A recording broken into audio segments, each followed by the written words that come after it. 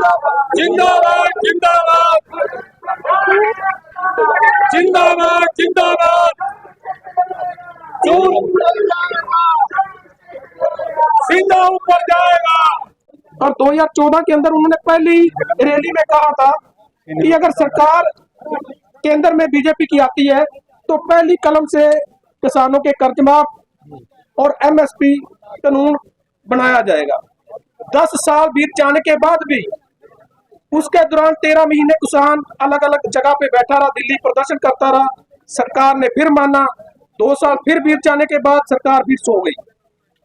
आज जो पिछली 13 तारीख को पंजाब की जथेबंदियों ने दिल्ली कूच का ऐलान किया हुआ था और उससे 4 दिन पहले हरियाणा सरकार ने दिल्ली और पंजाब का बॉर्डर ऐसे तैनात कर दिया था जैसे किसी अलग मुल्क का बॉर्डर हो।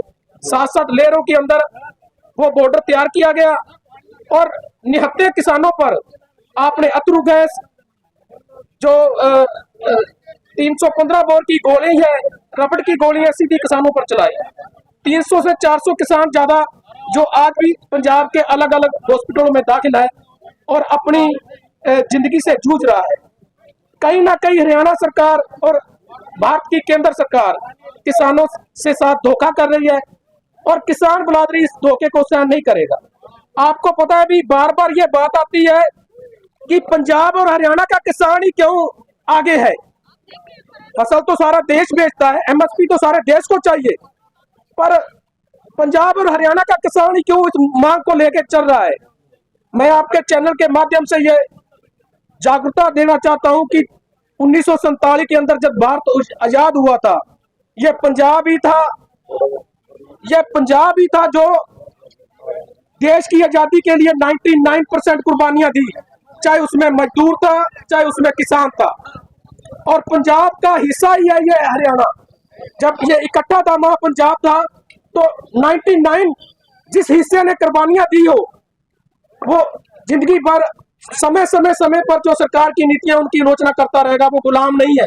तब भी अर्थव्यवस्था जो थी ना इन्होंने संभाली थी, किसानों की वजह से, खेती की वजह से वो कामयाब। नहीं तो जितने कारखाने थे सब बंद करके भाग गए थे। तो इसलिए अब इनकी मांगे जो है बहुत लीगल है। ये कहता है कि 17 लाख 1000 करोड़ का इसके ऊपर बोझ पड़ जाएगा, लेकिन ये इसको पूछने वाला नहीं कोई, और ना मीडिया इसके ऊपर सवाल करता। भाई तुम 17 लाख 1000 करोड़ का वो खरीदोगे तो उसको कहीं दरियाओं में घेर दोगे, उसको बेचोगे ना आप, उसका जो पैसा आएगा वो इनकम होगी, तो इनकम निकाल के बाकी का जो है वो बचेगा, फिर वो ही खर्चा होगा ना। पूरे का टोटल कैसे ये कह रहे हैं कि वो सारा बोझ पड़ जाएगा, हो ही नहीं सकता। 17 लाख 1000 करोड़ का खरीदेगा फिर उसको बेचेंगे, या तो वो समुद्र में घेरते हो, फिर तो पूरे का पूरा बोझ पड़ गया देश के ऊपर। जब उसको आगे ये बेचेंगे, बाहर बेचेंगे, तो वो कैसे पूरे का पूरा बोझ बता रहे हैं कि सरकार के ऊपर पड़ जाएगा, वो नहीं पड़ेगा। जितने का वो बिकेगा आगे उससे कम करना चाहिए इनको, उस जितना ये अमाउंट बता रहे हैं, तो फिर कहें भाई इतना बोझ। केंद्र सरकार ने और किसानों ने मिलकर एक मीटिंग करी थी, लेकिन प्रस्ताव में मांगा गया था कि आपकी मांगे क्या क्या है, हम उसके ऊपर अपना बहुमत दिलाकर के आपका प्रस्ताव पारित करेंगे, लेकिन केंद्र सरकार ने उसको ठुकरा दिया है। क्या लगता है कि आगे भी आपका प्रस्ताव जाएगा कमेटी की तरफ से? तो केंद्र सरकार तो मानने को तैयार ही नहीं है। नहीं, केंद्र सरकार तो बेईमान सरकार है, वो तो उन्होंने एक पार्ट टाइम साथ थोड़ा सा निकालना है।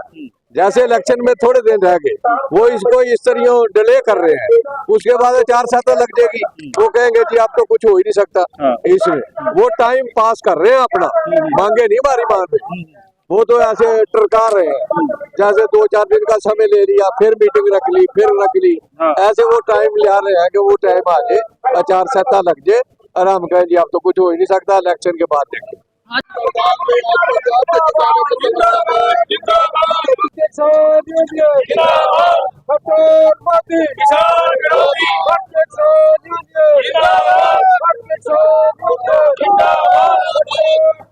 किसान